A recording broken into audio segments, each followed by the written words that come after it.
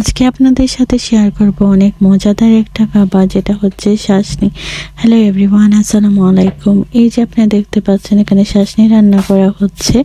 শাসনির জন্য লাগবে নারকেল, তাই নারকেলগুলো কুড়ানো হচ্ছে, এবং লাগবে গুড়, ভিন্নি ধানের চালের গুঁড়া, তারপর লাগবে সাবুদানা, দুধ, এবং লাগবে তেজপাতা, এলাচি, কিশমিশ, এইগুলা লাগবে। তো আমার সবগুলো ইনগ্রিডিয়েন্টস ভালোভাবে জানা নাই, আমার মা এটা খুব ভালো বানাতে পারেন। তো এই যে আমার মা এটা বসিয়ে দিয়ে সাবুদানাগুলো দিয়ে দিয়েছেন।